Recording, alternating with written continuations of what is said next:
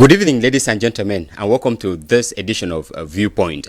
We begin the week with political issues, and in today's edition of the program, we are talking about regional councils. About 100 days into office, these men and women are still, to be felt in the, on the various grounds expected as concerns development. That's why we are looking at the dormant nature of regional councils in Cameroon, about 3 months and some weeks after they were installed into their offices. Today to talk to us, we have Dr. Nick Ngwanyam. He is a politician. He's not a new man. Good evening, Doctor, and thank you for being there. Oh, thank you. It's very exciting to be with us here under the cap of politician. I dropped so much social entrepreneur, doctor, and whatever. Let's talk politics today. Actually, it's necessary. If you don't do politics, politics will do you. No play politics. Politics will play you. Thank you, Doctor, for being there.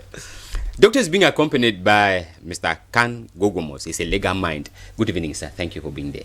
Thank you so much, Mr. Venasius, for inviting me today. That we should start the week talking about politics. Which is necessary, part and parcel of us. It is our life, and we must move along with it. Thank you so much. Yeah. Let us go straight to part 1 of the program to take the yes or no answer session.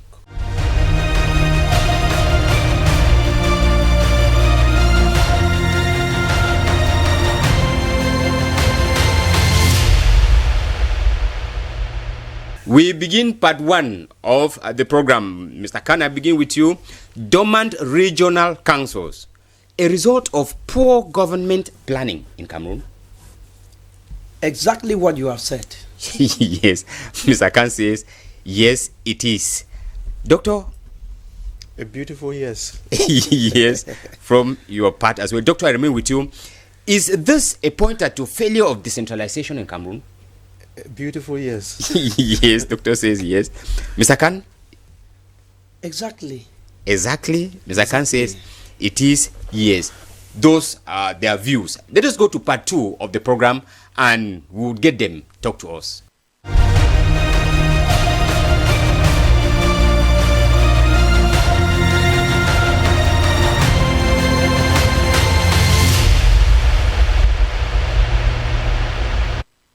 If you are just joining us, you're watching Viewpoint, and we are going live on our Facebook page. One of the modifications of the 1996 Constitution in Cameroon was the introduction of institutions such as regional councils and the Senate. With the regional councils, 24 years after this house was brought into existence, and 3 months after those pioneer councillors were installed into office, we are yet to hear them, to get them out in the field to solve the problem it was intended to. In 1996, we were talking about decentralization in Cameroon, and today we have not gotten them yet. So we're asking the question, is this, a result of poor government planning from 1996 to 2021? We don't yet have them. Is it poor planning? Mr. Kangogomos, you think that it is exactly poor government planning? Thank you so much, Mr. Venasius. I want to remind us that decentralization is a French concept, yes, actually. And the government, in amending the Constitution of 1984 in 1996 was as a result of the political upheavals in Cameroon following the all Anglophone conferences of the early 90s, the rebirth of multipartism, and the other questions. If you can recall, there was always this program on the television, Where Are We? And it was questioning the place of the Anglophones in this country. Yes. Probably the concept of putting into place decentralization was in an attempt to respond or answer these questions that the Anglophones were asking. Fortunate or unfortunate, the 18th February 1996 Constitution, which gave birth to these institutions in the country, only gave the nation, the government, that only gave them the possibility of implementing these 24 years after. For crying out loud. In English and in legal matters, we say justice delayed is justice denied. Actually, if after 24 years, decentralization is coming to the table, I want us to see that this length of time is already making us see a failure. This is a child-born crippled. And any child-born cripple will not be able to do anything good. Get to look at the concept of decentralization as it is, the laws that govern them. When you look at a system of, these councillors themselves are stooges. Are you getting me? They are stooges. Why do I say so? The law cannot, first of all, make us to understand that these councillors are under the strict supervision of a central system, which is found in Yaoundé. The councillors do not have a program of activities. They are like those to accompany the government institutions to realize their various programs, the various ministries to realize their programs. And you come to tell us that it is a body that wants to help to realize or answer the questions that people have been asking. Look at it. Do you know that the councils do not have any power of their own to initiate a project and realize it? One day I overheard one of the councillors in the Northwest saying, we are going to speed up development and make the country develop overnight. I laughed. No councillors meeting holds without an approval from Yaoundé and the governor. Now, the regional governor. Yes, the regional governor. He is like the overlord. And the councillors cannot initiate a project and realize it. They cannot get up in the morning and say, we are sitting as the councillors of the Northwest and we want to talk of the construction of or the completion of the Bamenda Ring Road. They cannot. It is not in their powers to do that. They cannot initiate the building of a hospital in a local environment and make it a reality. They cannot. Do you know that the law denies that councillors from one region cannot communicate with councillors from in another region? It's because they may, get information. Do you know that the law says these councillors, if they must communicate, they have those per se, the Northwest wants to communicate with the West, they have to first of all get to the governor and write officially stating exactly what they want to discuss with the other region. And apart from that, the governor must call them to interview, let them say exactly what their intentions are, and if the governor finds them wanting, that communication does not take place. And you tell me it's in fact it's a poor government planning and it's actually leading to failure. I see nothing in them. Mr. Khan, we'll come back to you so that we look at this issue. But then I want to take Doctor, one of the calls from the major national dialogue, which you participated on, was, that call to accelerate the process of decentralization. And the idea of putting in place these regional councils was, that's part of, putting into action that concept of decentralization. Do you see it? Is it tying with what was intended? No, the raison d'etre of the major national dialogue was not putting in place decentralization. Yes, that was one of the calls. No, it was not even one of the calls. Yes. Because let's step back a little bit. The problem in this nation has been the Anglophone problem, which has been neglectful for a long time and is beginning to decay. All right, the wound is beginning to bring out pus and there are maggots in it and so on. So the question is, what do we do to correct this situation? And every delicate situation is solved with a dialogue. And therefore a dialogue was put in place to try to see what medication can be brought or what solutions can be brought to solve this problem. And the problem of the Anglophones is the problem of the form of state. Yes. it is not anything else. It's the problem of the form of state. Now, when the major national dialogue was held, it was craftily done in such a way that the form of state was not addressed. Correct. All right, they dodged away from the form of state, and then brought, created some. There were 8 major themes of discussion, and then the little thing that came to look like a discussion on the form of state was decentralization, as stated as it's supposed to be. Yes, it was not for debate. All right, it was given. Yeah, it was like that. Let's talk about decentralization and see what we'll do to make it work, and so on. Because. And then you will remember during the proceedings in the hall, some man got up from somewhere and said, "Oh, there was a little clause about special status written for Anglophone hidden somewhere. Can we look at it? We hid it somewhere in there." You see the mindset. It was not meant to solve the problem, and therefore, let's agree that at the end of the day, they came up with something called decentralization. The question is, what is it? That is it. What is it? And I was saying somewhere else that Francophones will be so excited about the current decentralization because a few people will get power and they can throw themselves around and so on. You get some power and you go through the quartier and get an extra bottle of beer. That's it. But for Anglophones, the decentralization has got no meaning. It has no meaning. Because if we step back again, when Barrister Gogomo was saying,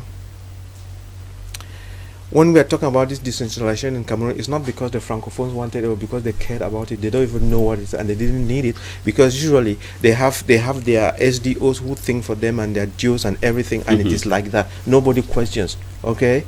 And if you want to make love to your wife, you go take permission from the DO, and if he gives you permission, you make a baby. That's how they are. Are you getting what I'm saying? Yes. But they are dealing with a group of other people here who think differently, who don't have to ask permission for everything that you do. Yes. That's why when you were talking about asking permission to talk to some other, unfortunately, I'm sure the camera caught me. It's something that is unheard of. We're in the Northwest Province. We want to talk to people in the West Province. We have to go to somebody, write an application, take permission. We want to discuss how you make roads. Okay. Jesus Christ! And we want Cameroon to develop. It's called primitivity of the first order. Now, let's back. It makes me laugh. Oh my God! So here we are. The decentralization is created to try to address the Anglophone problem. It's not to address Francophone problems. Yes. So the Francophones and everybody, they don't really attach that much importance to it. Even they couldn't care. And the way the government had been functioning, the administrative apparatus, the people who had the power, they have their power and they want it. So they're in no hurry to give it to you. So we've created 2 parallel systems. The decentralization, the regional council, whatever, and then we have the governor and his état-major and so on. Okay. Yes. If we step back again and look at it, there is no problem that has been left on the shelf for the regional council to come and solve. There's no problem that has been left on the shelf for the regional council to come and solve. But it doesn't mean that there are not problems. There are problems which have not been solved because of bad governance. You get what I'm saying? Yes. And the regional council has no capacity to change the bad governance. They're just equally as bad. Because it's a system kind of thing. It's a system kind of thing. And then when you come to West Cameroon, so to speak, the regional councils that have been put there, they are kind of like very expectant because they still have some nostalgia from the past, thinking we will get it and we'll do this. But the bottom line is the system is still the same, and you don't have any power to do anything. And worst of all, they are not elected by the people. Very clearly. Yeah, they are not elected by the people. They are elected by themselves. So they don't really represent the people. Okay. So they want to do something to show that they are relevant, but they are working in a machinery that doesn't care. So the bottom line is the Anglophone problem has not been properly addressed. Yes. And therefore, anything that came out of the major national dialogue, which in itself, in its grand totality, was a failure. Anything that trickles out of things is a failure. All right. Until we go back and have this. Probably I didn't tell you. Let me remind you and our listeners that there's going to be. A true major. Barrister knows about it. There's going to be a true. No, not major. If you say major national dialogue is wrong. Okay. A true. There's going to be a true dialogue in this nation. Yes. Whether it holds here or holds anywhere in the moon, there's another dialogue that is coming. Yes, which will be true in a right true. sense. Yes. True. Yes, it's true in its right sense. Yes. Because the Anglophone problem must be solved. Are you getting what I'm saying? Yes. And following on the heels of that true dialogue, following internationally laid principles like cessation of violence, all that blah blah blah blah blah, reconciliation, truth and reconciliation, whatever, there will be reconciliation and there will be unity in the nation at that time, because this dialogue will define one and only one thing. Do you know what it is? No, the form of state. Okay, we are talking about the form of state. Doctor, before we get to Mr. Gugomos, let's find out. We are talking about government planning. 24 years down the line, and government is still behaving as if they did not even understand anything about regional government, regional councillors. We listened to one of the bureau executive in the Southwest region, and he was, like angry, surprised that after 3 months, all what they could get from Yaoundé is computers installed in French language for them to work with in Boya. And the question we are asking is, the resources they want to transfer, if simply setting them up in their offices is not possible. It was not meant to work. Okay. It was not meant to work, because when you want something to work, you put in place everything that would help it to work. If your primary objective is not to make it work, it will not work. And besides, anyway, when I saw those people in Boya gesticulating and so, it gave me a good laugh. Who told them that it was meant to work? Okay. And in terms of, we have a lot of problems in the country, and as I've said before, if you this thing of when you have problems, you put them in order of importance. Yes. This that is the scale of preference. Scale of preference. That's right. Let's take the country as a whole, because the money has got to come from somewhere to go into that. Let's start from the north in Marawa, where there are no primary schools. You have seen primary schools and secondary schools. They're in they're in grass. Yes. The children sit in sun. No benches, nothing is constructed. There's no water up there. For 60 years. Yes, check all over the nation and see the problems that we have. Then, if the people in the northwest are even very angry, it's because there was no ring road. If there was a ring road and we could do our things, probably would not have been as angry as that. I'm looking at some specific things that ought to be done. You think that the government has money to give you to go and sit in an office and wear a tie like I am now? I'm a regional. Who cares about that? Okay. We already have a governor that we can worship. Yes. We have delegates that we can worship. SDOs that we can worship. And then you are bringing up some other one called regional that we should be worshiping. No, the worship time is over. Okay, Doctor, Mr. Khan, when you listen to Doctor speaking here, he's raising the problem of money, and like we are indicating, since 3 months, these regional councillors, they have no budget to function with. Mr. Vinas, we ask that question, I laugh. You know why? No. What do they want to do with money? That's the first question. The idea they are telling us is to fast track development. My brother, what project do they want to execute that they need money? Yes. These people are stooges. I have said it. They are stooges from the onset because they don't have a platform of functioning. Some of them, when they got the idea of regional councillors, they ran down historical memory lane to the days of the then West Cameroon that had its prime minister, his government, and then there was somebody like a supervisor. They thought that way to function just like the government administrators of those days. Fortunate or unfortunate for them, we have the governor at the helm. We have the senior divisional officer at the helm. If they do not approve their sitting, they will not sit. Even what to discuss, we don't know. If you don't have the project to construct a hospital, what are you sitting to do? Okay. What do you want money for? Okay, Mr. Khan, let's come back to, we take question two because of time constraint. we are trying to find out from question 2, is this a pointer to, a failure of decentralization in Cameroon? Remember, we said decentralization was an option the government of Cameroon chose. Instead of trying to talk about federalism, they opted to talk about decentralization and putting, decentralization, bringing administration closer to the people. Now, we are talking about those regional councils that have not taken off since 100 days in office. Sure. And we are saying, is this a pointer that decentralization is failing in Cameroon? Which you think so? Sir, let me remind you. Yes.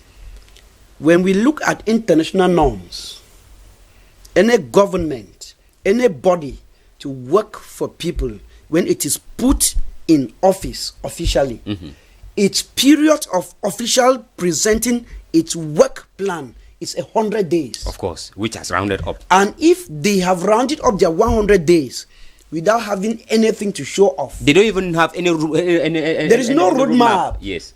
That is a clear indication that it's a failure. This thing is a sham. This thing is a sham. Are you getting me? Yes.